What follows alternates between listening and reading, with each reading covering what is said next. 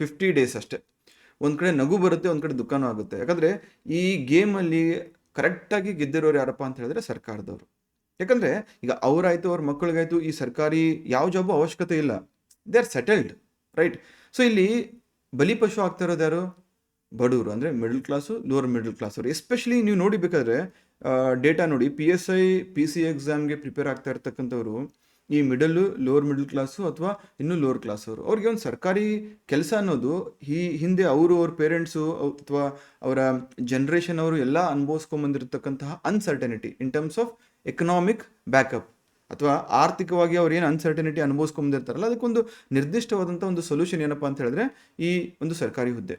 ಅದಕ್ಕೋಸ್ಕರ ಎಲ್ಲ ಆಸ್ಪಿರೆಂಟ್ಸು ಬಂದು ಓದ್ತಾ ಇರ್ತಾರೆ, ಕಷ್ಟಪಡ್ತಾ ಇರ್ತಾರೆ, ಏನೇನೋ ಮಾಡ್ತಾ ಇರ್ತಾರೆ. ಇಲ್ಲಿ ಸರ್ಕಾರ ಯಾಕೆ ಗೆದ್ದಿದೆ ಅಂತ ಹೇಳ್ತಾ ಇದ್ದೀನಿ ಅಂತ ಹೇಳಿದ್ರೆ, ಈ competitive especially Karnataka state government exams ಹೆಂಗಾಗಿದೆ ಅಂತ ಹೇಳಿದ್ರೆ ಅನಿಶ್ಚಿತತೆ. ಈಗ ನಾನು ಅವಾಗಲೇ ಹೇಳಿದೆ, ಮಿಡಲ್ ಕ್ಲಾಸು, ಲೋವರ್ ಮಿಡಲ್ ಕ್ಲಾಸರು ಓದ್ತಾ ಇರ್ತಾರೆ ಅಂತ ಹೇಳ್ಬಿಟ್ಟು ಮ್ಯಾಕ್ಸಿಮಮ್ ಇಂಪ್ಯಾಕ್ಟ್ ಅವ್ರಿಗೆ ಆಗುತ್ತೆ. ನಿರ್ದಿಷ್ಟವಾಗಿ ಇಂಥ ತಿಂಗಳು, ಇಂಥ ದಿನ ಅಥವಾ ಇಂಥ ವಾರ ನೋಟಿಫಿಕೇಶನ್ ಬಿಡ್ತೀವಿ, ಇಷ್ಟು ಪೋಸ್ಟ್ ಇದೆ ಅಂತ ಹೇಳಿದ್ರೆ ಹುಡುಗರು ಎಲ್ಲ ಬಿಟ್ಟು ಸಾಲ ಸೂಲ ಮಾಡ್ಕೊಂಬಂದು ಓದ್ತಾ ಇದ್ರು. ಬಟ್ ಅಫ್ಕೋರ್ಸ್ ನೀವು ಹೇಳ್ಬೋದು, ಸರ್ ಬೇರೆ ಬೇರೆ ಟೆಲಿಗ್ರಾಮ್ ಗ್ರೂಪ್ಸಲ್ಲೆಲ್ಲ 2-3 ತಿಂಗಳಿಂದ ಹೇಳ್ತಾ ಇದ್ರು, ಅಥವಾ ಹೋಮ್ ಮಿನಿಸ್ಟರ್ ಹೇಳ್ಕೊಂಬಂದಿದ್ದಾರೆ, ಹಳೆ ಹೋಮ್ ಮಿನಿಸ್ಟ್ರು, ನೋಟಿಫಿಕೇಶನ್ ಬಿಟ್ಬಿಡ್ತೀವಿ, ಅಷ್ಟು ಪೋಸ್ಟು ಇಷ್ಟು ಪೋಸ್ಟು. ಬಟ್ ಎಕ್ಸಾಕ್ಟ್ಲಿ ಈಗ ತೋಳ ಬಂತು ತೋಳ ಕಥೆ ಆಯಿತು. ಇದನ್ನು ಕಳೆದ 2 ವರ್ಷದಿಂದ ಹೇಳ್ತಾ ಇದ್ದಾರೆ ಅವರು. ಸೊ ಹಂಗಾಗಿ ಪಾಪ ಧಾರವಾಡಕ್ಕೆ ಬಂದು, ಬೆಂಗಳೂರಿಗೆ ಬಂದು ನಾನೇ ನೋಡಿದ್ದೀನಿ, ರೂಮ್ ಮಾಡಿಕೊಂಡು ಅಲ್ಲಿ ಇಲ್ಲಿ ಕಷ್ಟಪಟ್ಟು ಸಾಲ ಮಾಡಿಕೊಂಡು 4-5 ತಿಂಗಳಿದ್ದು ಖರ್ಚು ನಿಭಾಯಿಸೋಕ್ಕಾಗ್ದೇ ಆ ಫ್ಯಾಮಿಲಿ ಜವಾಬ್ದಾರಿ ಮತ್ತು ರೆಸ್ಪಾನ್ಸಿಬಿಲಿಟಿ ಏನಿರುತ್ತಲ್ಲ ತಮ್ಮ ಶೋಲ್ಡರ್ಸ್ ಮೇಲೆ, ಅದನ್ನು ನಿಭಾಯಿಸ್ಕೊಳ್ಳೋಕ್ಕೆ ಎಲ್ಲೋ ಒಂದು ಶೋರೂಮಲ್ಲಿ ಕೆಲಸ ಮಾಡಿಕೊಂಡು, ಇನ್ಸ್ಟಿಟ್ಯೂಟಲ್ಲಿ ಕೆಲಸ ಮಾಡಿಕೊಂಡು, ಇನ್ಶೂರೆನ್ಸ್ ಏಜೆಂಟ್ ಆಗಿ ವಾಪಸ್ ಊರಿಗೆ ಹೋದ್ರೆ ಎಷ್ಟೋ ಜನ ಇದ್ದಾರೆ. ಅವ್ರ ತಲೆಯಲ್ಲಿ ಏನಿರುತ್ತೆ, ನೋಟಿಫಿಕೇಶನ್ ಬಂದುಬಿಡಲಿ, ಹೆಂಗಿದ್ರು ಇವೆಲ್ಲ ಟೆಂಪ್ರರಿ ಜಾಬು, ಬಿಟ್ಟು ಬಂದ್ಬೇಡ ಅಂತ ಹೇಳ್ಬಿಟ್ಟು. ಈಗ ನೋಟಿಫಿಕೇಶನ್ ಬಂದಿದೆ, ಬರ್ತಾ ಇದ್ದಂಗೆ ಜಸ್ಟ್ 50 ಡೇಸ್ ಇದೆ, ನಿಮಗೆ ನೋಟಿಫಿಕೇಶನ್ ಕೊಟ್ಟಿದ್ದೀವಿ, 3300 ಚಿಲ್ಲರೆ ಪೋಸ್ಟ್ ಇದ್ದಾವೆ, ಪ್ರಿಪೇರ್ ಆಗಿರಪ್ಪ ಅಂತ ಹೇಳಿದ್ರೆ ಹೆಂಗಾಗುತ್ತೆ? ಪ್ರಾಕ್ಟಿಕಲಿ ಇಂಪಾಸಿಬಲ್ ಅಲ್ಲ. ಈಗ ಅವ್ರ ಮಕ್ಕಳೇ ಸ್ವತಃ CM ಅಥವಾ ಹೋಮ್ ಮಿನಿಸ್ಟರ್ ಮಕ್ಕಳೇ ಎಕ್ಸಾಮ್ ಪ್ರಿಪೇರ್ ಆಗ್ತಾ ಇದ್ದು ಅವ್ರ ಮುಂದೆ ಇದನ್ನು ಹೇಳಿದ್ರೆ ಕ್ಯಾಕರ್ ಸುಗಿತಾರೆ.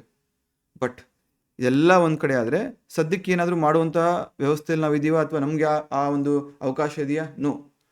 ಪ್ಲ್ಯಾಟ್ಫಾರ್ಮ್ ಇದೆ, ರೈಲ್ವೆ ಸ್ಟೇಷನಲ್ಲಿ ಟ್ರೈನ್ ಬಂದಾಗಿದೆ, ರಿಸರ್ವ್ಡ್ ಸೀಟ್ ಆಗಲಿ ಜನರಲ್ ಸೀಟ್ ಆಗಲಿ ಹತ್ಕೊಳ್ಳೇಬೇಕು, ಮುಂದೆ ಹೋಗಲೇಬೇಕು ನಾವು, ರೈಟ್? ಸೊ ಹಾಗಾಗಿ ಈಗ 50, ನಾನು ಇದನ್ನೆಲ್ಲ ಡಿಮೋಟಿವೇಟ್ ಮಾಡಲಿಕ್ಕೆ ಹೇಳಿಲ್ಲ, ಫಸ್ಟ್ ಸತ್ಯಾಂಶ ಏನಿದೆ ಅದನ್ನು ನಿಮಗೆ ರಿಯಲೈಸ್ ಮಾಡಿಸ್ತೆ, ರೈಟ್? ಸೊ ಹಾಗಾದರೆ ಈಗ ನಾವೇನು ಮಾಡಬೇಕಾಗಿರೋದು, ಈಗ ಉಳಿದಿರುವಂಥ ದಿನಗಳಲ್ಲಿ ಎಲ್ಲ ಸೀರಿಯಸ್ ಆಸ್ಪಿರೆಂಟ್ಸ್ ಕೇಳಿಸ್ಕೊಳ್ಳಿ, ಬಿಕಾಸ್ ನಾನ್ ಸೀರಿಯಸ್ ಅವ್ರು ಹೆಂಗಿದ್ರು ನೀವು ಕೇಳಿಸ್ಕೊಳ್ಳಲ್ಲ, ಇಂಪ್ಲಿಮೆಂಟು ಮಾಡಲ್ಲ.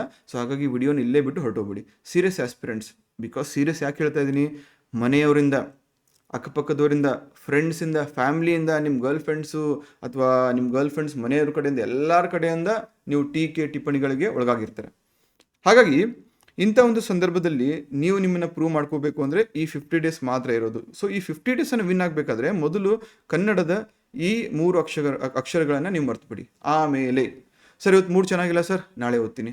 ಸರ್ ಇವತ್ತು ಒಳ್ಳೆ ದಿನ ಇಲ್ಲ ಸರ್, ನಾಳೆ ಬೆಳಗ್ಗೆ 6 ಗಂಟೆಗೆ ಒಳ್ಳೆ ಟೈಮು, ಎದ್ದು ಪೂಜೆ ಗೀಜೆ ಮಾಡ್ಕೊಂಡು ಕುತ್ಕೊಂಡು ಓದ್ತೀನಿ. ನೋ ಸರ್, ಇವತ್ತು ಹೆಂಗಿದ್ರು ಹೊರಟೋಗಿದೆ, ಮುಂದಿನ ಸೋಮವಾರದಿಂದ ಕರೆಕ್ಟಾಗಿ ಓದ್ಬಿಡ್ತೀನಿ. ಇವೆಲ್ಲ ನಡೆಯಲ್ಲ.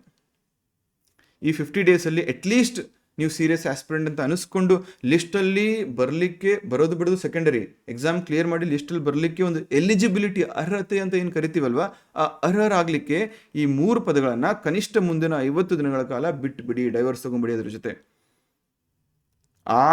ಆಗ ಮಾತ್ರ ಅಟ್ಲೀಸ್ಟ್ ಎಲಿಜಿಬಲ್ ಆಗ್ತೀರಾ. ಬಿಕಾಸ್ ಪ್ರತಿ ಕ್ಲಾಸಲ್ಲೂ ನಾನು ಹುಡುಗರಿಗೆ ಇದೇ ಹೇಳ್ತೀನಿ, ಇದು ಗೇಮ್ ಆಫ್ ಸೆಲೆಕ್ಷನ್ ಅಲ್ಲ, this is a game of elimination. Competitive exam ಅನ್ನೋದು ಸೀರಿಯಸ್ ಆಸ್ಪಿರೆಂಟ್ಸನ್ನು ಚೂಸ್ ಮಾಡುವಂಥದ್ದು ಅಂಥದ್ದಲ್ಲ, ನಾನ್ ಸೀರಿಯಸ್ ಆಸ್ಪಿರೆಂಟ್ಸನ್ನು ಎಲಿಮಿನೇಟ್ ಮಾಡ್ತಕ್ಕಂಥದ್ದು.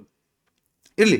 ಸೊ ಈ 50 ಡೇಸ್ ಏನು ಮಾಡಬೇಕು? 50 ಡೇಸ್ ಏನೂ ಬೇಡ, ಮೋಟಿವೇಶನ್ ಇಲ್ಲ ಅಂದ್ರೂ ಪರವಾಗಿಲ್ಲ, ಓದಬೇಕು ಅಂದರೆ ಓದಬೇಕು. ಸೊ ತುಂಬ ಬೇಜಾರಾಯಿತು, ಓದೋಕ್ಕಾಗ್ತಾ ಇಲ್ಲ, ಅಳು ಬರ್ತಾ ಇದೆ, ಬಿಡಿ. ಕ್ಲೀನಾಗಿ ರೂಮ್ಗೆ ಹೋಗಿ ಮುಖ ತೊಳ್ಕೊಂಡು, ಕರ್ಚೀಫಿಂದ ಒರೆಸ್ಕೊಂಡು, ಒಂದು ಒಳ್ಳೆ ಕಪ್ ಟೀ ಕುಡಿದು ಅಥವಾ ಕಾಫಿ ಕುಡಿದು ಅಥವಾ ಊಟ ಮಾಡಿ ಬನ್ನಿ ಲೈಬ್ರರಿಗೆ ಅಥವಾ ನಿಮ್ಮ ಎಲ್ಲಿ ಓದ್ತೀರ ಅಲ್ಲಿ ಸ್ಟಡಿ ರೂಮ್ಗೆ, ಚಕ್ಕಳು ಮುಕ್ಕಳು ಹಾಕೊಂಡು ಓದಕ್ಕೆ ಕೂತ್ಕೊಳ್ಳಿ. ಸರ್ ಇಷ್ಟೊಂದು ಏನು ಮನಸ್ಸನ್ನು ಕಲ್ಲು ಮಾಡ್ಕೊಂಡಿದ್ದೀರಲ್ಲ, ಯಾಕಂದರೆ ನೀವು ಅತ್ತಾಗ ನಿಮ್ಮ ದುಃಖ ಏನಿರುತ್ತೋ, ನೀವು ಫೇಲ್ ಆದಾಗ ನೀವು ನಿಮ್ಮ ಅಪ್ಪ ಅಮ್ಮ ಬಿಟ್ಟು ಬೇರೆ ಯಾರೂ ಕೇರ್ ಮಾಡಿರಲ್ಲ. ಸೊ ಹಾಗಾಗಿ ಆ ಕೇರ್ ಮಾಡದೇ ಇರತಕ್ಕಂತಹ ಪ್ರಪಂಚಕ್ಕೆ ಅಥವಾ ವ್ಯಕ್ತಿಗಳಿಗೆ ಯಾಕೆ ನೀವು ಕೇರ್ ಮಾಡ್ತೀರಾ? ಅಥವಾ ಅದನ್ನು ನೆನೆಸ್ಕೊಂಡು ಯಾಕೆ ಕಣ್ಣೀರು ಹಾಕ್ತೀರಾ? ಬೇಡ. ಹಂಗೂ ಕಷ್ಟಪಟ್ಟಿದ್ದಾರೆ, ಹಿಂಗೂ ಕಷ್ಟಪಟ್ಟಿದ್ದಾರೆ, ಇನ್ನೊಂದು 50 ಡೇಸ್ ಇನ್ನೂ ಸ್ವಲ್ಪ ಕಷ್ಟಪಟ್ಬಿಡಿ, ಇನ್ನೂ ಎಕ್ಸ್ಟ್ರಾ ಕಷ್ಟಪಟ್ಬಿಡಿ. ದಿನಕ್ಕೊಂದು 10ರಿಂದ 12 ಅವರ್ ಓದಿ ಕಷ್ಟಪಟ್ಟು. Because this is competition. ಈ 50 ಡೇಸ್ ಮತ್ತೆ ವಾಪಸ್ ಲೈಫಲ್ಲಿ ನಿಮ್ಗೆ ಬರಲ್ಲ. ದೀಸ್ 50 ಡೇಸ್, ಈ 50 ದಿನಗಳು ಮರಳಿ ನಿಮಗೆ ಬರಲ್ಲ ಅಂತ ಗೊತ್ತಿದ್ದಾಗ ಆ ಕಡೆ 50 ದಿನ ಆದಮೇಲೆ ಅಲ್ಲಿ ನಿಮ್ಮ ಇನ್ನೊಂದು ರೂಪ ಏನಿರುತ್ತಲ್ಲ ಅದು ಅಲ್ಲಿಂದ ನಮ್ಮನ್ನು ನೋಡ್ತಾ ಇರುತ್ತೆ. ಇವಾಗ 50 ದಿನ ಇದು ಓದ್ಕೊಳಪ್ಪ, ಕಷ್ಟಪಡಪ್ಪ, ಇಲ್ಲ ಸುಮ್ಮನೆ ಟೈಮ್ ವೇಸ್ಟ್ ಮಾಡಬೇಡಪ್ಪ, ನೀನು ಮಲ್ಕೊಂಡಿದ್ಯಾ, ಎದ್ದೇಳು ಓದು, ಅಲ್ಲಿ ಫ್ರೆಂಡ್ಸ್ ಜೊತೆ ಸುತ್ತಕ್ಕೆ ಹೋಗ್ತಾ ಇದೆಯಾ, ಮೂವಿಗೆ ಹೋಗ್ತಾ ಇದೆಯಾ, ಹೋಗಬೇಡ, ಯಾಕಂದರೆ ನಿನಗೆ ಈ 3-4 ಗಂಟೆ ಇಂಪಾರ್ಟೆಂಟು, ನೋಡಿ ನಾನು ಇಲ್ಲಿ ವೇಟ್ ಮಾಡ್ತಾ ಇದ್ದೀನಿ ಅಂತ. ಆ ದೃಷ್ಟಿಕೋನದಿಂದ ಮಾತ್ರ ನೀವು ಓದಬೇಕಾಗತ್ತೆ. ಓಕೆನಾ?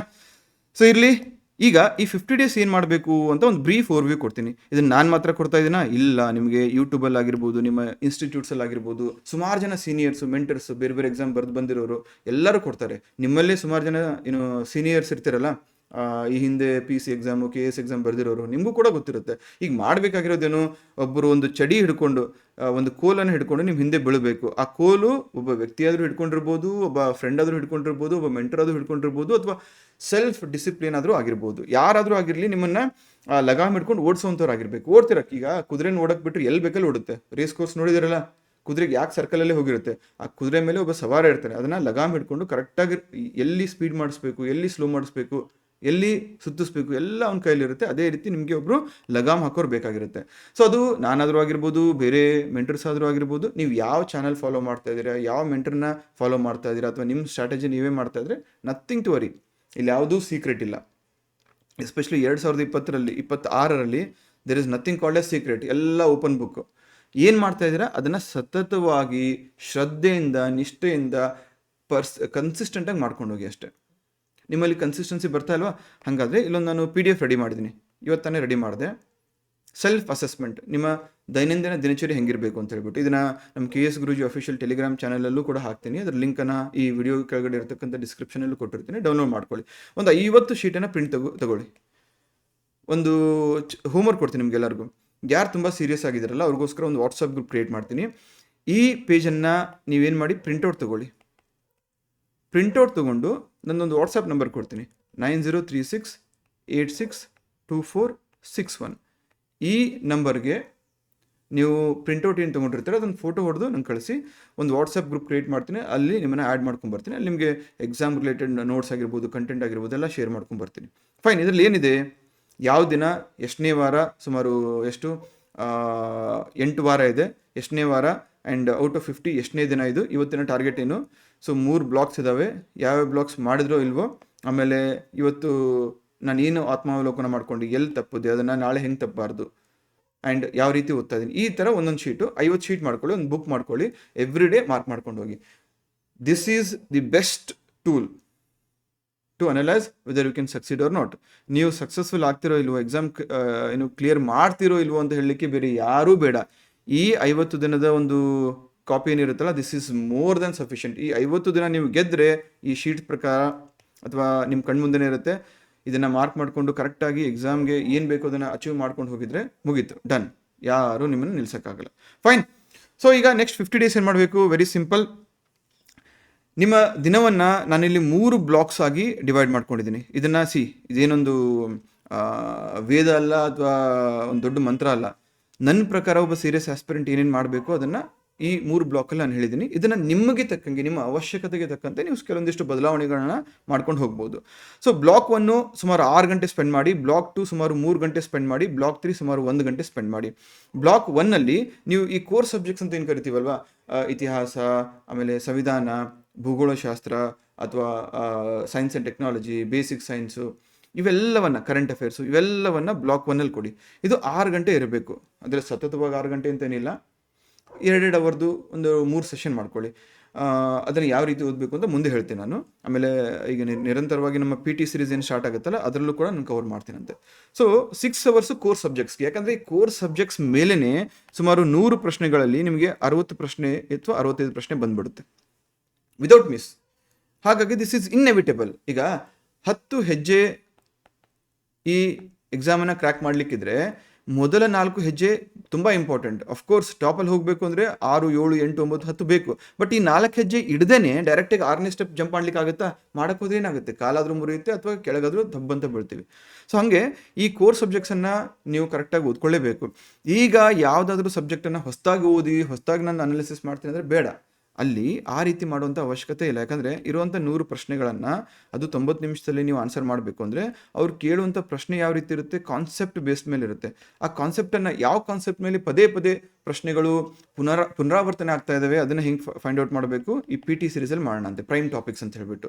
ಈಗ ಇದು PYQs ನೋಡೋದು, KPSC ಅಥವಾ UPSC ಕಳೆದ 2-3 ವರ್ಷಗಳಲ್ಲಿ ಏನಾದರೂ ಎಕ್ಸಾಮ್ ಕಂಡಕ್ಟ್ ಮಾಡಿದರೆ ಅದನ್ನು ನೋಡೋದು. ಅದ್ರ ಬೇಸಿಸ್ ಮೇಲೆ ಕೆಲವೊಂದಿಷ್ಟು ಟಾಪಿಕ್ಸನ್ನು ಪ್ರೈಮ್ ಟಾಪಿಕ್ಸ್ ಅಂತ ಪ್ರತಿ ಸಬ್ಜೆಕ್ಟಲ್ಲಿ ನಾವು ಡಿವೈಡ್ ಮಾಡಿಕೊಂಡು ಅದ್ರ ಮೇಲೆ ಒತ್ಕೊಳ್ಳೋಣ. ಸೊ ಟ್ರಸ್ಟ್ ಮೀ, ಅದೇ ಪ್ಯಾಟರ್ನಲ್ಲಿ ಕನಿಷ್ಠ ನಿಮ್ಗೆ 50 ಪ್ರಶ್ನೆಗಳು ಬರುತ್ತೆ. ಇಷ್ಟು ಸಫಿಷಿಯೆಂಟ್ ಆಗುತ್ತಾ? ನೋ. ಯಾಕಂದರೆ ಕಾಂಪಿಟೇಷನ್ ಹೆವಿ ಇದೆ. ಏಜ್ ರಿಲ್ಯಾಕ್ಸೇಷನ್ 33, 35, 38 ಅಂತ ಬಾಯಿಗೆ ಬಂದಂಗೆ ಕೊಟ್ಟಿದ್ದಾರೆ. ದಟ್ ವಾಸ್ ನೆಸಸರಿ, ಯಾಕಂದರೆ ಅವರೇ ಮಾಡಿದಂಥ ತಪ್ಪು. ಬಟ್ ಅದರಿಂದ ಏನಾಗ್ತಾ ಇದೆ, ಕಾಂಪಿಟೇಷನ್ ಜಾಸ್ತಿ ಆಗ್ತಾ ಇದೆ ಪ್ರತಿಯೊಬ್ಬರಿಗೂ. 33 ವಯಸ್ಸಿನ ವ್ಯಕ್ತಿಗೂ ಅದೇ ರೀತಿಯಾದಂಥ ಕಾಂಪಿಟೇಷನ್, 21, 22 ವಯಸ್ಸಿನ ವ್ಯಕ್ತಿಗೂ ಅದೇ ರೀತಿಯಾದಂಥ ಕಾಂಪಿಟೇಷನ್. ಅಫ್ಕೋರ್ಸ್ ಇಲ್ಲಿ ಮಿನಿಮಮ್ ಏಜ್ 18 ಇದೆ ಅಲ್ವಾ. ಸೊ ಈಗ ಬ್ಲಾಕ್ 1 ಆಯಿತು. ಬ್ಲಾಕ್ 2 ಅಲ್ಲಿ ಪ್ರತಿನಿತ್ಯ 3 ಗಂಟೆ ನೀವು ಮೆಂಟಲ್ ಎಬಿಲಿಟಿ ಮತ್ತು MCQಸನ್ನು ಸಾಲ್ವ್ ಮಾಡಿ. 3 ಗಂಟೆ ಅಂದರೆ ಇದರಲ್ಲಿ ಸುಮಾರು 1.5 ಗಂಟೆ ಮೆಂಟಲ್ ಎಬಿಲಿಟಿ ಸಾಲ್ವ್ ಮಾಡಿ.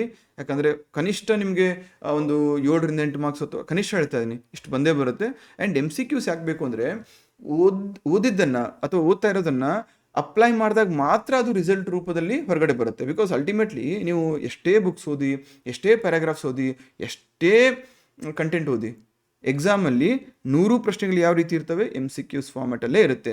ಹಾಗಾಗಿ ಡೇ 1ಇಂದ ನಿಮ್ಮ ಮೈಂಡು MCQs ಫಾರ್ಮ್ಯಾಟಲ್ಲೇ ಥಿಂಕ್ ಮಾಡ್ಲಿಕ್ಕೆ ಶುರು ಮಾಡಬೇಕು. ಒಂದು ಟಾಪಿಕ್ ಅಥವಾ ಒಂದು ಸೆಂಟೆನ್ಸ್ ಓದಿದ್ರೆ ಇದ್ರ ಮೇಲೆ 4 ಆಪ್ಷನ್ ಯಾವ ರೀತಿ ಬರ್ಬೋದು ಅಥವಾ ಇದ್ರ ಮೇಲೆ ಕ್ವಶನ್ ಯಾವ ರೀತಿ ಫ್ರೇಮ್ ಆಗ್ಬೋದು. ಸೊ ಆ ಫಾರ್ಮ್ಯಾಟಲ್ಲಿ ನೀವು ಓದಿ. ಇದು block 2. Block 3 most important. I bet cut ಹೇಳ್ತೀನಿ, ಈ ಬ್ಲಾಕ್ 3 ಯಾರು ಫಾಲೋ ಮಾಡಲ್ವೋ ಅವ್ರಿಗೆ ಪಾಸ್ ಆಗಲ್ಲ ಅಂತ ಹೇಳ್ತಾ ಇಲ್ಲ, ಬಟ್ ಆ ಪಾಸ್ ಆಗೋದು ತುಂಬ ಕಷ್ಟ ಆಗುತ್ತೆ. That is revision. ಬಿಕಾಸ್ ಈಗ ಇರುವಂಥ 50 ದಿನದಲ್ಲಿ ಫಸ್ಟ್ 45 ದಿನ ನಾನು ಫುಲ್ ಓದ್ಬಿಡ್ತೀನಿ, ಆಮೇಲೆ ಲಾಸ್ಟ್ 5 ಡೇಸ್ ರಿವಿಷನ್ ಮಾಡ್ತೀನಿ ಅಂತ ಹೇಳಿದ್ರೆ ಆ 5 ದಿನ ನಿಮ್ಮ ಕೈಗೆ ಸಿಗಲ್ಲ. ಎಕ್ಸಾಮ್ ಆದಮೇಲೆ ಬೇಕಾದ್ರೆ ಕೈಗೆ ಸಿಗುತ್ತೆ. ಯಾಕಂದರೆ ಟೈಮ್ ಹೆಂಗೆ ಹೋಗುತ್ತೋ ಗೊತ್ತಾಗಲ್ಲ. And every day don't take it for granted. ನಾನು ನಾಳೆಯಿಂದ ಓದ್ತೀನಿ ಅಂದಾಗ ನಾಳೆ ಸಿಚುವೇಶನ್ ಹೆಂಗಿರುತ್ತೆ, ನಿನ್ನ ದಿನಚರಿ ಹೆಂಗಿರುತ್ತೆ ನಿನಗೇನು ಗೊತ್ತು. ನಿನ್ನ ಹುಷಾರು ತಪ್ಬೋದು, ಅಥವಾ ಕಾಲು ಮುರಿಬೋದು, ಕೈ ಮುರಿಬೋದು, ಅಥವಾ ತಲೆನೋವು ಬರ್ಬೋದು, ಅಥವಾ ತುಂಬ ಮನಸ್ಸಿಗೆ ನೋವಾಗುವಂಥ ಏನಾದರೂ ಘಟನೆ ನಡಿಬೋದು. ಹಾಗಾಗಿ do not take it for granted. ನಾನು ಹೆದರಿಸ್ತಾ ಇಲ್ಲ, ರಿಯಾಲಿಟಿ ಹೇಳ್ತಾ ಇದ್ದೀನಿ. ಪ್ರತಿಯೊಬ್ಬರು ಜೀವನದಲ್ಲೂ ಈ ಥರ ಆಗೇ ಆಗುತ್ತೆ. ಸೊ ಹಾಗಾಗಿ ಇವತ್ತೇನಿದೆ ಇವತ್ತೇ ಮಾಡಿ. ಅಂದರೆ ಅದರ ಅರ್ಥ ಬೆಳಗ್ಗೆಯಿಂದ ಆ 6 ಗಂಟೆ ಏನು ಕೋರ್ಸ್ ಸಬ್ಜೆಕ್ಟ್ಸ್ ಓದಿರ್ತೀರ, ಆಮೇಲೆ ಸುಮಾರು 3 ಗಂಟೆ ಮೆಂಟಲ್ ಎಬಿಲಿಟಿ ಮತ್ತು MCQ ಸಾಲ್ವ್ ಮಾಡಿರ್ತೀರ. ಆ ಒಂದು ಕೊನೆಯ ಗಂಟೆಯಲ್ಲಿ ಮಲ್ಕೊಳ್ಳೋಕ್ಕಿಂತ ಮುಂಚೆ ಅಥವಾ ನೀವು ಟೀ ಕುಡಿಯುವಾಗ, ಊಟ ಮಾಡುವಾಗ ಯಾವ ರೀತಿ ಮಾಡಬೇಕು ಅಂತ ಹೇಳ್ತೀನಿ.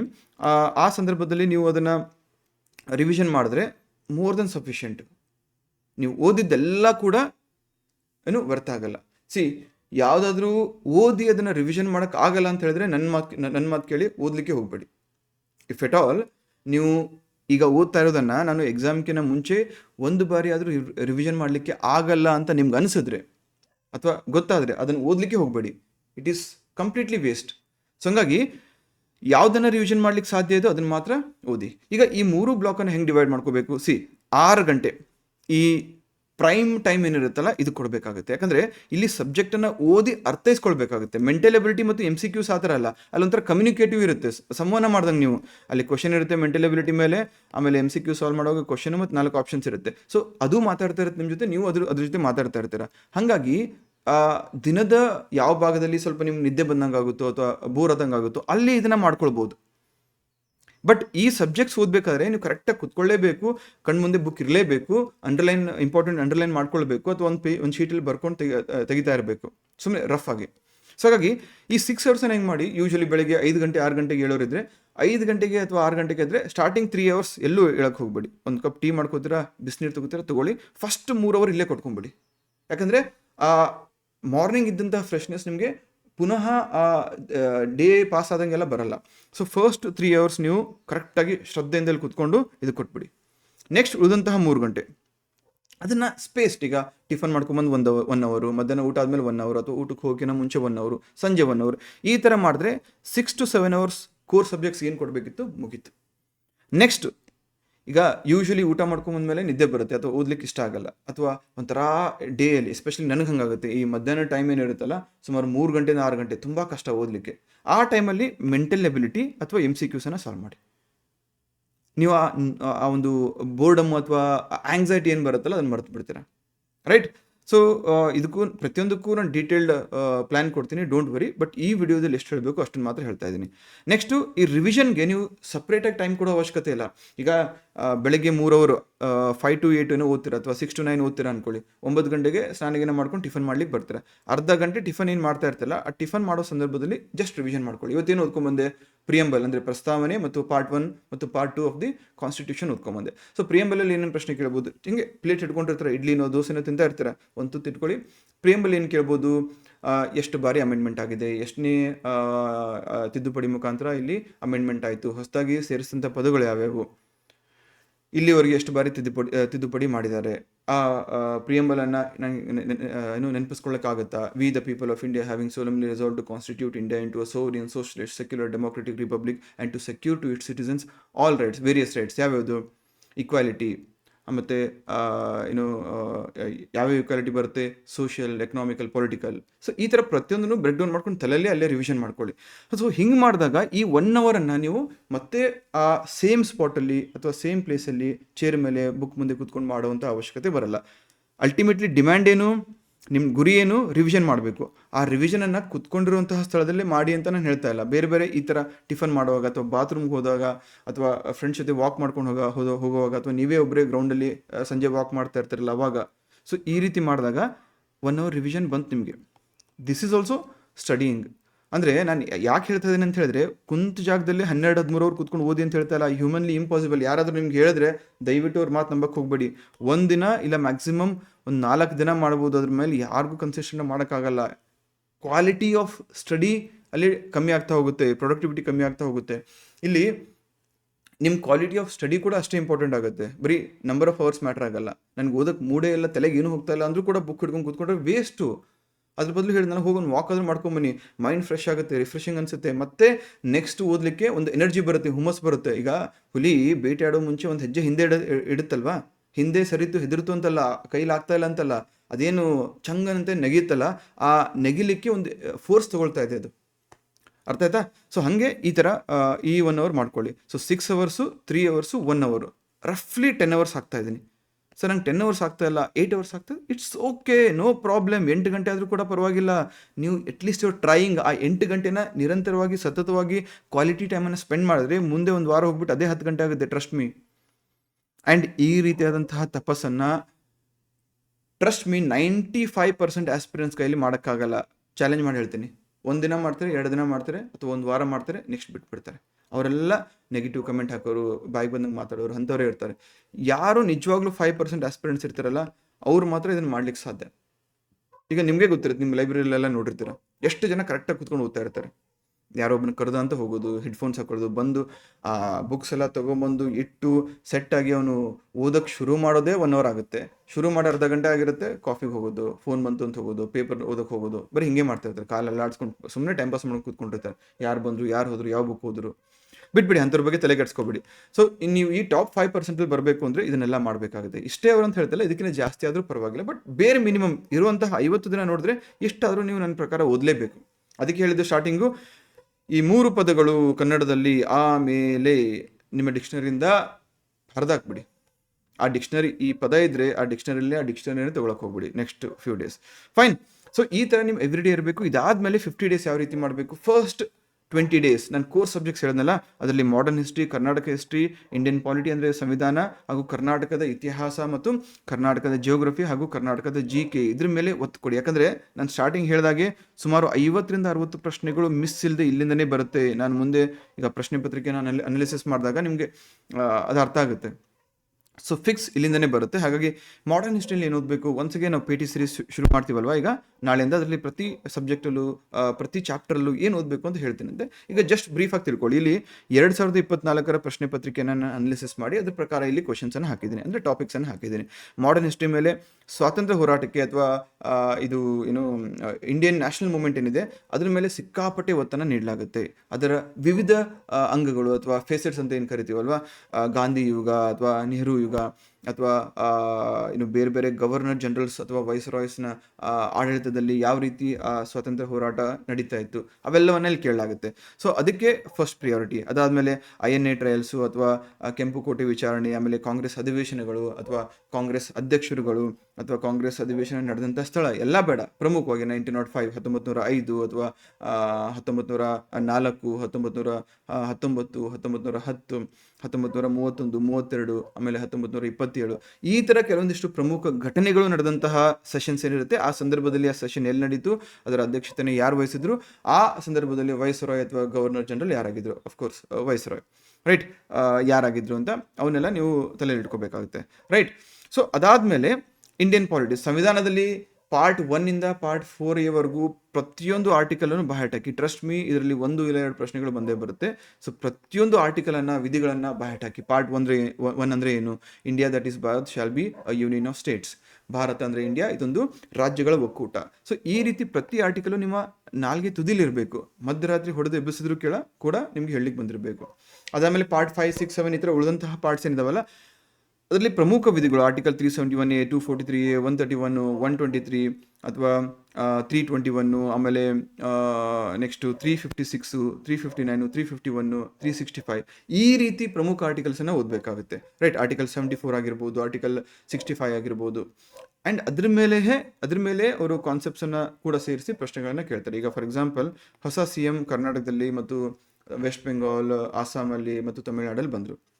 CM ಸಂಬಂಧಪಟ್ಟಂತೆ ಎಲ್ಲ ಪ್ರಶ್ನೆಗಳನ್ನು ನೀವು ಎಲ್ಲ ಆಯಾಮಗಳನ್ನು ನೋಡಬೇಕಾಗುತ್ತೆ. ಫಾರ್ ಎಕ್ಸಾಂಪಲ್ CMನ ಪವರ್ಸ್ ಏನು, CM ಮತ್ತು ಗವರ್ನರ್ಗೂ ಇರ್ತಕ್ಕಂತಹ ವ್ಯತ್ಯಾಸಗಳು, ಪವರ್ಸ್ ವ್ಯತ್ಯಾಸ ಏನು, CMನ ಯಾರು ಅಪಾಯಿಂಟ್ ಮಾಡ್ತಾರೆ, ಯಾವಾಗ ಅಪಾಯಿಂಟ್ ಮಾಡ್ತಾರೆ, CM ಮತ್ತು ಇತರೆ ಮಿನಿಸ್ಟರ್ಸ್ಗೂ ಇರ್ತಕ್ಕಂತಹ ಸಾಮ್ಯತೆ ಮತ್ತು ವ್ಯತ್ಯಾಸಗಳೇನು, ಅವರು ಕಂಪೇರ್ ಮಾಡಿದ್ರೆ CMಗೆ ಇರ್ತಕ್ಕಂತಹ ಪರಮಾಧಿಕಾರ ಏನು.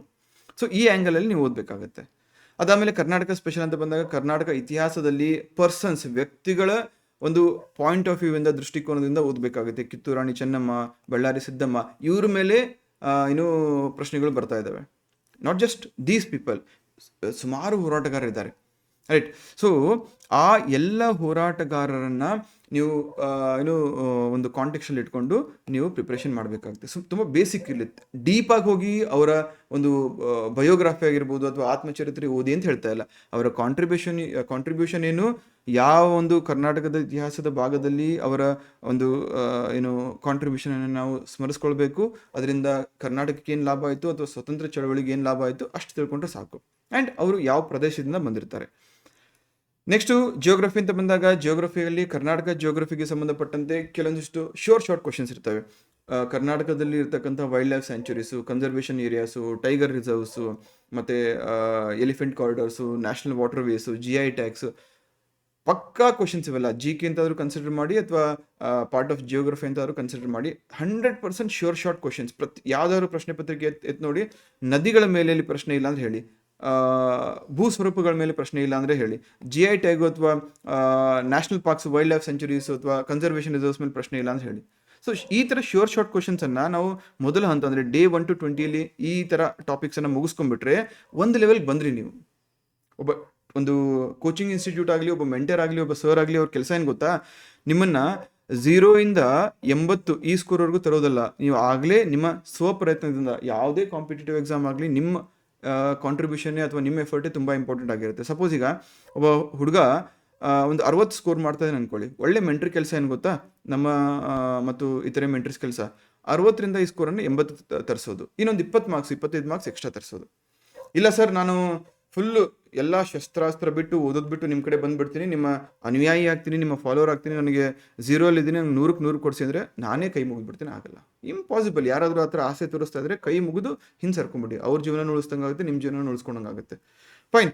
ಈ ಥರ ಫಸ್ಟ್ 20 ಡೇಸ್ ಈ 3 ಇಂಪಾರ್ಟೆಂಟ್ ಏರಿಯಾಸ್ ಏನಿದಾವೆ ಕವರ್ ಮಾಡ್ಕೊಳ್ಳಿ. ನೆಕ್ಸ್ಟ್ 15 ದಿನ day 21 day 35 science and technology ಮತ್ತು ಎಕನಾಮಿ ಮುಗಿಸ್ಕೊಳ್ಳಿ. ಇಲ್ಲಿ ಪ್ರಮುಖವಾಗಿ ನೀವು ಫೋಕಸ್ ಮಾಡಬೇಕಾಗಿರೋದು ಅಪ್ಲೈಡ್ ಸೈನ್ಸ್ ಮೇಲೆ. ಯಾಕಂದರೆ ಈ ಮೇಲೆ ತುಂಬ ಪ್ರಶ್ನೆಗಳನ್ನ ಕೇಳ್ತಾರೆ, ಎಸ್ಪೆಷಲಿ ಫಿಸಿಕ್ಸ್ ಅಂತ ಬಂದಾಗ, ರೈಟ್. ಸೊ ಅಂದರೆ ಫಾರ್ ಎಕ್ಸಾಂಪಲ್ LED ಆಗಿರ್ಬೋದು, ಅಥವಾ ಸೋಲಾರ್ ಫ್ಲೇರ್ಸ್ ಆಗಿರ್ಬೋದು, ಅಥವಾ ಮಿಶ್ರ ಲೋಹಗಳಾಗಿರ್ಬೋದು, ಅಥವಾ ರೇರ್ ಅರ್ತ್ ಎಲಿಮೆಂಟ್ಸ್ ಆಗಿರ್ಬೋದು, ಈ ಥರ ಯಾವ್ದು ಸದ್ಯಕ್ಕೆ ಸುದ್ದಿಯಲ್ಲಿ ಇದಾವಲ್ವಾ ಅಂತಹ ಟಾಪಿಕ್ಸ್ ಮೇಲೇ ಅಪ್ಲೈಡ್ ಬೇಸಿಸ್ ಮೇಲೆ ಪ್ರಶ್ನೆಗಳನ್ನ ಕೇಳ್ತಾರೆ, ರೈಟ್. ಸೊ ತಲಸೇಮಿಯಾ ಆ್ಯಂಡ್ ಈ ಅಲಾಯ್ಸ್ ಇವೆಲ್ಲ ಪ್ರಶ್ನೆಗಳನ್ನು 2024 ಎಕ್ಸಾಮಲ್ಲಿ ಕೇಳಿದರು. ನೆಕ್ಸ್ಟ್ ಎಕನಾಮಿ ಅಂತ ಬಂದಾಗ ಬೇಸಿಕ್ ಫ್ಯಾಕ್ಟ್ಸು ಮತ್ತು ಜಿ ಕೆ ಫ್ಯಾಕ್ಟ್ಸ್ನ ನೆನಪಲ್ಲಿ ಇಟ್ಕೊಳ್ಳಿ. ತುಂಬ ಡೀಪಾಗಿ ಯು ಪಿ ಎಸ್ ಸಿಗೆ ಓದೋ ಥರ ನೀವು 500-600 ಪೇಜಿನ ಬುಕ್ ಓದೋ ಅವಶ್ಯಕತೆ ಇಲ್ಲ, ಇಯರ್ ಬುಕ್ ಓದೋ ಅವಶ್ಯಕತೆ ಇಲ್ಲ. ಈ ವರ್ಷದ ಬಜೆಟ್ ನೋಡ್ಕೊಳ್ಳಿ, ಬಜೆಟ್ ಹೈಲೈಟ್ಸ್ ಅದು. ಆಮೇಲೆ economic survey highlights. Next economically G D P, G N P, N N P, ಆಮೇಲೆ ಇನ್ನು ಸ್ಪೈರಲ್ ಎಫೆಕ್ಟು, ಈ ಥರ ಕೆಲವೊಂದಿಷ್ಟು ಟರ್ಮ್ಸ್ ಬರ್ತವೆ. ಅದನ್ನು ಕನ್ನಡದಲ್ಲೂ ಕೂಡ ನೀವು ನೋಡ್ಕೊಳ್ಳಿ. ಆ ಟರ್ಮ್ಸ್ ಮೇಲೆ, ಅದ್ರ ಮೀನಿಂಗ್ ಮೇಲೆ ಜಾಸ್ತಿ ಫೋಕಸ್ ಮಾಡಿ. ಅದಾದಮೇಲೆ ಮಹಾರತ್ನ ಕಂಪನಿಗಳಂದ್ರೆ ಏನು, ಕಾರ್ಪೊರೇಟ್ ಸೋಷಿಯಲ್ ರೆಸ್ಪಾನ್ಸಿಬಿಲಿಟಿ ಅಂದರೆ ಏನು, ಈ ಥರ ಕಾನ್ಸೆಪ್ಟ್ಸನ್ನು, ಅದರ ಮೀನಿಂಗನ್ನು ಅರ್ಥ ಮಾಡ್ಕೊಳ್ಳಿ. ನೆಕ್ಸ್ಟು ಟೆಕ್ನಾಲಜಿ ಮತ್ತು basic technology related G K ನೆನಪಲ್ಲಿರಲಿ. ಈಗ TKDL, traditional knowledge digital library, ಇಂಥ ಅಬ್ರಿವೇಷನ್ಸ್ ಗೊತ್ತಿರಲಿ. ಆಮೇಲೆ ಬೇಸಿಕ್ ಕಂಪ್ಯೂಟರ್ ಮೇಲೂ ಕೂಡ ಪ್ರಶ್ನೆಗಳು ಬರ್ತವೆ. MS ವಿಂಡೋಸ್, MS ಎಕ್ಸೆಲ್ ಅಥವಾ ಸಾಫ್ಟ್ವೇರ್ಸ್ ಮೇಲೆ ಕೂಡ ಪ್ರಶ್ನೆ ಬರ್ತಾ ಇದ್ದಾವೆ. ವೈರಸಸ್ ಮೇಲೆ ಪ್ರಶ್ನೆಗಳು ಬರ್ತಾ ಇದ್ದಾವೆ. ಅದ್ರ ಮೇಲೆ ಫೋಕಸ್ ಮಾಡ್ಕೊಳ್ಳಿ. ಎಲ್ಲವನ್ನ ಡೀಟೇಲಾಗಿ ಹೇಳ್ತೀನಿ, ಡೋಂಟ್ ವರಿ. ಸದ್ಯಕ್ಕೆ ನಿಮ್ಗೊಂದು ಓವರ್ವ್ಯೂ ಕೊಡ್ತಾ ಇದ್ದೀನಿ. ಎಸ್ಪೆಷಲಿ ಎಕ್ಸ್ಪೀರಿಯನ್ಸ್ಡ್ ಆಸ್ಪಿರೆಂಟ್ಸ್ ಯಾರು ಇರ್ತಾರಲ್ಲ, ಇವ್ರಿಗೆ ನಿಮ್ಗೆ ತುಂಬ ಹೆಲ್ಪ್ ಆಗುತ್ತೆ ಇದು. ರೈಟ್. ಸೊ ಸೆಕೆಂಡ್ ಫೇಸ್ ಆಯಿತು. ಥರ್ಡ್ ಫೇಸು ಡೇ 36 ಇಂದ ಡೇ 45. ಇಲ್ಲಿ ಸ್ಪೋರ್ಟ್ಸು ಮತ್ತು ಅವಾರ್ಡ್ಸು, ಕರೆಂಟ್ ಅಫೇರ್ಸ್ ಏನು ರೆಗ್ಯುಲರಿ ಓದ್ಕೊಂಡ್ಬಂದಿರ್ತಿರಲ್ಲ, ಅದರ ಒಂದು ರಿವಿಷನು ಅಥವಾ ಅದರ ಒಂದು ಕನ್ಸಾಲಿಡೇಷನ್ನು ಮತ್ತು ಎಕ್ಸ್ಟ್ರಾ ಜಿ ಕೆ ಓದೋದು. Sports awards, important tennis tournaments like Australian open, Olympics ಆಗಿದ್ರೆ ಒಲಿಂಪಿಕ್ಸು, ಈಗ ಇತ್ತೀಚೆಗೆ IPL ಆಯಿತು, IPL ಮೇಲೆ ಪ್ರಶ್ನೆಗಳು ಬರ್ತವೆ. ಆ್ಯಂಡ್ ಇಂಪಾರ್ಟೆಂಟ್ ಕ್ರೀಡಾಪಟುಗಳು, ಫಾರ್ ಎಕ್ಸಾಂಪಲ್ ವೈಭವ್ ಸೂರ್ಯವಂಶಿಗೆ IPL 2026 ಪ್ರಕಾರ ಏನೇನು ಅವಾರ್ಡ್ಸ್ ಬಂದಿದೆ, ಅದರಲ್ಲಿ ಯಾವ್ಯಾವ ಪ್ರಶಸ್ತಿ ಸಿಕ್ಕಿದೆ, ಆ ಥರ. ಆ್ಯಂಡ್ RCB ಕೂಡ ಮ್ಯಾಚ್ ಗೆದ್ದಿರೋದ್ರಿಂದ one of the favourite topics ಆಗುತ್ತೆ ಎಕ್ಸಾಮಿನರ್ಗೆ ಪ್ರಶ್ನೆಗಳನ್ನು ಕೇಳಲಿಕ್ಕೆ. ಸೈನ್ಸ್ ಆ್ಯಂಡ್ ಟೆಕ್ನಲ್ಲಿ ರೀಸೆಂಟಾಗಿ ಯಾವ ಸ್ಪೇಸ್ ಮಿಷನ್ಸ್ ಆಗಿದ್ದಾವೆ, ಸಮುದ್ರಯಾನದ ಬಗ್ಗೆ ಆಗಿರ್ಬೋದು, ಅಥವಾ ಬೇರೆ ಬೇರೆ ಮಾರ್ಸ್ ಮಿಷನ್ಸು, ಅಥವಾ ಸೋಲಾರ್ ಮಿಷನ್ಸು, ಇವುಗಳ ಮೇಲೆ ಪ್ರಶ್ನೆ ಕೇಳ್ತಾರೆ. ಸ್ವಲ್ಪ ಒಂದು ಹೆಜ್ಜೆ ಮುಂದೆ ಹೋಗಿ ಲೆಗ್ರೆಂಜಿಯನ್ ಪಾಯಿಂಟ್ಸ್ ಅಂದರೆ ಏನಂತ ಕೇಳ್ಬೋದು, L1, L2, L3, L4, L5 ಇದ್ರ ಮಧ್ಯೆ ಇರತಕ್ಕಂಥ ವ್ಯತ್ಯಾಸಗಳನ್ನು ಕೇಳ್ಬೋದು. Next world and state G K. ಈಗ ನಮ್ಮ national symbol, state symbol, national animal, state animal ಹಿಡ್ಕೊಂಡು ಈ ಥರ ಹಲವಾರು ಬೇಸಿಕ್ ಜಿ ಕೆ ಇರುತ್ತೆ. ಅದ್ರ ಮೇಲೆ ನೀವು ಕ್ವಶನ್ ಪೇಪರ್ ತೆಗೆದು ನೋಡಿ, ಪ್ರತಿ ಎಕ್ಸಾಮಲ್ಲೂ 4 to 5 ಕ್ವಶನ್ಸ್ ಇದ್ದೇ ಇರ್ತವೆ. ಸೊ ಹಾಗಾಗಿ ಈ ಟಾಪಿಕ್ಸನ್ನು ಕೂಡ ನೀವು ಇಗ್ನೋರ್ ಮಾಡೋ ಹಾಗಿಲ್ಲ. ರೈಟ್. ಸೊ ಇಷ್ಟೆಲ್ಲ ಆದಮೇಲೆ ಕೊನೆಯ 5 ದಿನಗಳೇನಿರುತ್ತೆ ಈ 50 ಡೇಸ್ ಟಾರ್ಗೆಟಲ್ಲಿ, 45 ಡೇಸ್ ನೀವು 3 ಬ್ಲಾಕಲ್ಲಿ ಮುಗಿಸ್ಕೊಂಡ್ರಿ. ಮೊದಲನೇದಾಗಿ ಕೋರ್ ಸಬ್ಜೆಕ್ಟ್ಸು, ಎರಡನೇದು ಅಪ್ಲೈಡ್ ಸಬ್ಜೆಕ್ಟ್ಸು, ಥರ್ಡಲ್ಲಿ ಜಿ ಕೆ, ಕರೆಂಟ್ ಅಫೇರ್ಸ್, ಇದನ್ನೆಲ್ಲ. ಈಗ ಲಾಸ್ಟ್ 5 ಡೇಸ್ ರಿಗೋರಸ್ ರಿವಿಷನ್, ಓದಿರೋದನ್ನೆಲ್ಲ ಎವ್ರಿ ಡೇ ನೀವು ಪ್ರತಿನಿತ್ಯ 1 hour ರಿವಿಷನ್ ಮಾಡ್ಕೊಂಡು ಬಂದಿರ್ತೀರಾ. ಆ್ಯಂಡ್ ವೀಕ್ಲಿ ರಿವಿಷನ್ ಕೂಡ ಸಂಡೇ ಮಾಡಿರ್ತೀರ. ಅದಾದಮೇಲೆ ಲಾಸ್ಟ್ 5 ಡೇಸಲ್ಲಿ ಮತ್ತೆ ನೀವು ಪ್ರಾಪರ್ ರಿವಿಷನ್ ಕೊಟ್ಬಿಟ್ರೆ, ಮನೆ ಎಲ್ಲ ಕಟ್ಟಿ ಪೇಂಟ್ ಮಾಡಿ ಓಪನಿಂಗ್ ಮಾಡ್ದಂಗೆ ಆಗುತ್ತೆ. ಎಲ್ಲ ಮನೆ ಕಟ್ಟಿ ಹಾಗೆ ಆ ಮನೇನ ಬಿಟ್ಟು ಹೋದಂಗೆ ಆಗುತ್ತೆ. ರೈಟ್. ಸೊ ಇಷ್ಟು ಮಾಡಿ. ಆ್ಯಂಡ್ ಇದ್ರ ಜೊತೆಗೆ ನನ್ನ ಒಂದು ಸಜೆಷನ್ ಏನಪ್ಪ ಅಂತ ಹೇಳಿದ್ರೆ, MCQs ಮತ್ತು ಮೆಂಟಲ್ ಎಬಿಲಿಟಿಯನ್ನು ನೀವು ಪ್ರತಿದಿನ ಏನು ಮಾಡ್ತಾ ಇರ್ತಾರಲ್ಲ, ಅದ್ರ ಮೇಲೆ ಸ್ವಲ್ಪ ಜಾಸ್ತಿ ಫೋಕಸ್ ಕೊಡಿ.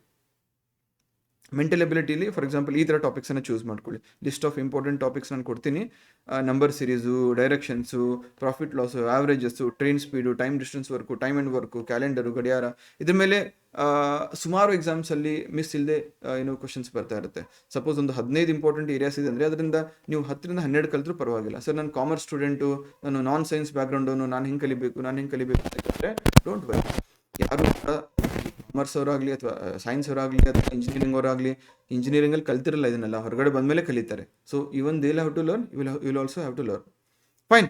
ಸೊ ಇಷ್ಟು ಮಾಡಿ, ಇಷ್ಟೆಲ್ಲ ಆದಮೇಲೆ ಒಂದೇ ಒಂದು ಮಾತು, ಪರಿಶ್ರಮಕ್ಕೆ ಪರ್ಯಾಯವಿಲ್ಲ. There is no substitute to hard work. ನಿನ್ನ ಮೇಲೆ ನಿಂಗೆ ನಂಬಿಕೆ ಇದ್ದರೆ ಮಾತ್ರ, ನಾನು ಮಾಡ್ತೀನಿ ಅನ್ನೋ ನಂಬಿಕೆ ಮೊದಲು ಬಲವಾಗಿ ನನಗೆ ಬಂದರೆ ಮಾತ್ರ ನಾನು ಮಾಡ್ಲಿಕ್ಕೆ ಸಾಧ್ಯ. ಇಲ್ಲ ಯಾರೊಬ್ರು ಬಂದು ಹೇಳಿ ಅಂತ ಕಾಯ್ತಾ ಕೂತ್ಕೊಂಡ್ರೆ ಆಗಲ್ಲ. 10 ಟೆಸ್ಟ್ ಸೀರೀಸ್ ತೊಗೋತೀರ, ಅದರಲ್ಲಿ 5 ಟೆಸ್ಟ್ ಸೀರೀಸ್ ತುಂಬ ಕಮ್ಮಿ ಬಂದರೂ ನೀವು ಮನಸ್ಸು ಬಿಟ್ಕೊಡ್ಬಾರ್ದು ಅಥವಾ ಡಿಮೋಟಿವೇಟ್ ಆಗಬಾರ್ದು. ಇನ್ನೂ 5 ಟೆಸ್ಟ್ ಸೀರೀಸಲ್ಲಿ ಈ ಹಿಂದಿನ 5 ಟೆಸ್ಟ್ ಸೀರೀಸಲ್ಲಿ ಮಾಡಿದಂಥ ತಪ್ಪುಗಳನ್ನು ಮೇಲಕ್ಕೆ ಹಾಕಿ ಆ ತಪ್ಪುಗಳನ್ನು ಅವಾಯ್ಡ್ ಮಾಡೋದ್ರ ಮುಖಾಂತರ ಮಾತ್ರ ನೀವು ಆ ತಪ್ಪುಗಳನ್ನು ಸುಧಾರಣೆ ಮಾಡಲಿಕ್ಕೆ ಸಾಧ್ಯ. ಆ್ಯಂಡ್ ಎಕ್ಸಾಮಲ್ಲಿ ನೀವು ಆ 5% ಬಂದು ಎಲಿಜಿಬಲ್ ಆಗಲಿಕ್ಕೆ ಸಾಧ್ಯ. ಓಕೆನಾ? ಸೊ ಈ ರೀತಿ ಮಾಡಬೇಕು. ಒನ್ಸ್ ಅಗೇನ್ ಅಲ್ಲಿ ರಿಪೀಟ್, ಈ ಡೈಲಿ ಹ್ಯಾಬಿಟ್ ಲಾಗನ್ನು 50 ಪ್ರಿಂಟ್ಔಟ್ ತೊಗೊಳ್ಳಿ. ನಾನು ಈ ಒಂದು ಲಾಗನ್ನು ಈಗ ನಮ್ಮ KS ಗುರೂಜಿ ಅಫಿಷಿಯಲ್ ಟೆಲಿಗ್ರಾಮ್ ಚಾನಲಲ್ಲಿ ಹಾಕಿರ್ತೀನಿ. ಅದರ ಲಿಂಕ್ ಕೂಡ ನಿಮಗೆ ಈ ವಿಡಿಯೋ ಡಿಸ್ಕ್ರಿಪ್ಷನಲ್ಲಿರುತ್ತೆ. ನನ್ನ ಫೋನ್ ನಂಬರ್ ಕೂಡ ಇಲ್ಲಿದೆ. ಇದಕ್ಕೆ ನೀವು ಒಂದು ಫೋಟೋ ಹಾಕಿದರೆ ನಿಮಗೊಂದು ವಾಟ್ಸಪ್ ಗ್ರೂಪಲ್ಲೂ ಕೂಡ ನಾನು ಸೇರಿಸ್ತೀನಿ. ರೈಟ್. ಆ್ಯಂಡ್ ಈಗ ನೆಕ್ಸ್ಟ್ ನಾಳೆಯಿಂದ ಪ್ರತಿನಿತ್ಯ ನಿಮಗೆ ಮ್ಯಾರಥಾನ್ ಸೀರೀಸ್ ಇರುತ್ತೆ. ಇದರಲ್ಲಿ ಎಲ್ಲ ಸಬ್ಜೆಕ್ಟ್ಸನ್ನು ಕವರ್ ಮಾಡ್ಕೊಂಡು ಹೋಗೋಣ, ಯಾವ ರೀತಿ ಓದಬೇಕು, ಏನು ಮಾಡಬೇಕು ಅಂತ. ನೀವು ಇಷ್ಟೇ ನಿಮ್ಮ ಸ್ಟಡಿ ಪ್ಲ್ಯಾನ್ ಏನಿದೆಯಲ್ಲ ಅದ್ರ ಪ್ರಕಾರ ನನ್ನ ಕ್ಲಾಸಸ್ಸನ್ನು ಅಥವಾ ನನ್ನ ಸ್ಟಡಿ ಪ್ಲ್ಯಾನನ್ನು ಇಂಟಿಗ್ರೇಟ್ ಮಾಡಿಕೊಂಡು ರೀಪ್ಲೇಸ್ ಮಾಡೋಕ್ಕೆ ಹೋಗಬೇಡಿ. ಯಾಕಂದರೆ ವಾಟ್ ಬೆಸ್ಟ್ ಸೂಟ್ಸ್ ಯು ಅನ್ನೋದು ನಿಮಗೆ ಗೊತ್ತಿರುತ್ತೆ. ಈಗ ಫಾರ್ ಎಕ್ಸಾಂಪಲ್ ಒಬ್ಬ ಸ್ಟೂಡೆಂಟು ಕಳೆದ ಒಂದು ವಾರದಿಂದ ಪಾಲಿಟಿ ಹಿಸ್ಟ್ರಿ ಮುಗಿಸಿರ್ತಾನೆ, ಜಿಯೋಗ್ರಫಿ ತೊಗೊಂಡಿರ್ತಾನೆ. ನಾನು ನಾಳೆಯಿಂದ ಪಾಲಿಟಿ ಶುರು ಮಾಡಿದ್ರೆ ಆ ಜಿಯೋಗ್ರಫಿ ಎಲ್ಲ ಬಿಟ್ಟು ಪಾಲಿಟಿ ತೊಗೊಂಡು ಕೂತ್ಕೊಳ್ಳೋಂಥ ಅವಶ್ಯಕತೆ ಇಲ್ಲ. ನಿಮಗೆ ಯಾವ್ದು ಬೆಸ್ಟ್ ಸೂಟೇಬಲ್ಲು ಅದನ್ನು ನಮ್ಮ ಕ್ಲಾಸಸ್ ಥರ ಅಲೈನ್ ಮಾಡಿಕೊಂಡು ಅದ್ರ ಪ್ರಕಾರ ನೀವು ಇಂಟಿಗ್ರೇಟ್ ಮಾಡಿಕೊಂಡು ಸತತವಾಗಿ ಈ ಒಂದು ಶೀಟ್ಸ್ ಏನಿದೆಯಲ್ಲ ಇದನ್ನು ಫಿಲ್ ಮಾಡ್ಕೊಂಡೋಗಿ. ಸೊ ಇನ್ ದಿ ಎಂಡ್ ಇಷ್ಟೇ ಹೇಳ್ತೀನಿ, ಕೀಪ್ ಇಟ್ ರಿಯಲಿ ಸಿಂಪಲ್. ಇದು ಒಂದು ಶೀಟು ಪ್ರತಿನಿತ್ಯ ನಿಮ್ಮನ್ನು ನಿಮ್ಮ ಗುರಿಗೆ ನೀವು ಹತ್ತಿರವಾಗೋ ರೀತಿಯಲ್ಲಿ ಕೆಲಸ ಮಾಡ್ತಾ ಇದ್ದೀರಾ ಇಲ್ವಾ ಅದನ್ನು ಹೇಳುತ್ತೆ. ಇದು ಒಂದೇ ಶೀಟು. ನಾನು ಬೇಡ, ನಿಮ್ಮ ಪೇರೆಂಟ್ಸ್ ಬೇಡ, ಮಹಾದೇವನು ಬೇಡ, ಯಾರು ಬಂದರೂ ನಿಮಗೆ ಅಷ್ಟು ಅಚ್ಚುಕಟ್ಟಾಗಿ ಹೇಳಲಿಕ್ಕೆ ಸಾಧ್ಯ ಇಲ್ಲ. ಬಟ್ ಇದು ಒಂದು ಡೈಲಿ ಹ್ಯಾಬಿಟ್ ಏನಿದೆಯಲ್ಲ, ಡೈಲಿ ಹ್ಯಾಬಿಟ್ ಟ್ರ್ಯಾಕರು, ಇದು ಕರೆಕ್ಟಾಗಿ ನಿರ್ಧಾರ ಮಾಡುತ್ತೆ. ಸೊ ಈ ರೀತಿ 50 ಶೀಟ್ಸನ್ನು ನೀವು ನಿಯತ್ತಾಗಿ ನೀವು ಮಾಡ್ತಾ ಇರೋ ಸರಿ ಅನ್ನೋ ರೀತಿಯಲ್ಲಿ ನಿರ್ದಿಷ್ಟವಾಗಿ ಇಂಡಿಕೇಟ್ ಮಾಡೋ ರೀತಿ ಫಿಲ್ ಮಾಡಿದ್ರೆ ಅಥವಾ ಫಿಲ್ ಆಗೋ ರೀತಿ ವರ್ಕ್ ಮಾಡಿದ್ರೆ ನಿಮ್ಮನ್ನು ಸಕ್ಸಸ್ಫುಲ್ ಆಗೋದ್ರಿಂದ ಯಾರೂ ಕೂಡ ತಡಲಿಕ್ಕೆ ಸಾಧ್ಯ ಇಲ್ಲ. ಓಕೆ, ಸೊ ಹಾಗಾದರೆ ನಾಳೆ ಕ್ಲಾಸಲ್ಲಿ ಸಿಗ್ತೀನಿ. ಯಾವ ಸಬ್ಜೆಕ್ಟನ್ನು ಶುರು ಮಾಡ್ತೀನಿ, ಹೇಗೆ ಶುರು ಮಾಡ್ತೀನಿ, ದಿನಕ್ಕೆ ಎಷ್ಟು ಕ್ಲಾಸಸ್ ಇರುತ್ತೆ, ಇದನ್ನು ನೆಕ್ಸ್ಟ್ ವಿಡಿಯೋದಲ್ಲಿ ನಾನು ಹೇಳ್ತೀನಿ. Thank you so much. Take care. Have a great day.